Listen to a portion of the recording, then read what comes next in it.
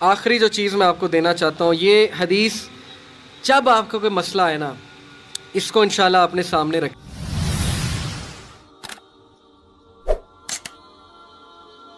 ایک کوٹ آپ کو سناتا ہوں، بڑا مجھے پسند ہے یہ کوٹ۔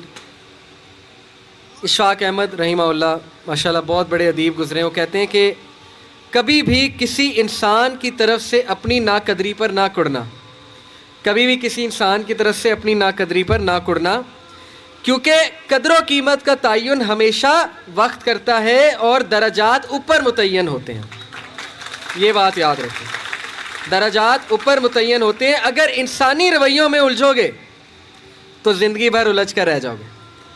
بس عیب اور غیب کے جاننے والے کے ساتھ اپنے معاملات سلجھائے رکھو، ساری الجھنے اور مسائل دور ہو جائیں گے۔ کیا بات ہے جی، لوگوں کے رویوں میں مت الجھیں، اللہ پہ توکل رکھیں، اس کے ساتھ معاملات سلجھائیں، یقین کریں اس کے ساتھ معاملات سلجھائیں۔ ایک شخص امام غزالی کے پاس آیا، اس نے کہا جی مجھے یہ مسئلہ ہے۔ انہوں نے کہا استغفار کر۔ بڑا حیران ہوا، کہتا ہے میں آپ کو مسئلہ بتا رہا ہوں، آپ کہہ رہے استغفار، کہتے استغفار کر۔ ایک اور مسئلہ لے کر آیا، کہتے استغفار کر۔ ایک اور شخص نے کوئی مسئلہ پریزنٹ کیا محفل میں، کہتے استغفار کر۔ تو بعد میں ایک ان کے دوست سے پوچھا کہ ہر بندے کو استغفار، اس کا مسئلہ اور ہے، اس کا مسئلہ اور ہے، اس کا مسئلہ اور ہے۔ تو کہتے تم نے سورہ نوح نہیں پڑھی؟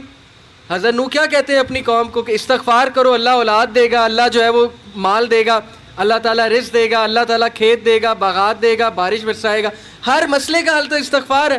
تو میں نے سب کو استغفار کہا، تو اس لیے استغفار، اللہ کے ساتھ معاملہ۔ لوگ دکھ دیں گے آپ کو، ہمارے نبی سے زیادہ دکھ کس کو دیا ہے لوگوں نے؟ جب نبی کو لوگ دکھ دے سکتے ہیں تو ہم کون ہیں؟ جب بہترین انسان کو، سچے ترین انسان کو دکھ دیا جا سکتا ہے تو ہماری کیا اوقات ہے؟ ہمیں بھی لوگ دکھ دیں گے، اپنے بھی دکھ دیں گے، کولیگ سے بھی ہو سکتا ہے دکھ ہو، بہت سے لوگ دکھ دیں گے، لیکن دکھ جو ہے یہ نبیوں کی میراث ہے، یاد رکھیں۔ اگر دکھ اور غم بری بات ہوتی تو نبیوں کو کبھی نہ ہوتا، یہ بات یاد رکھیں۔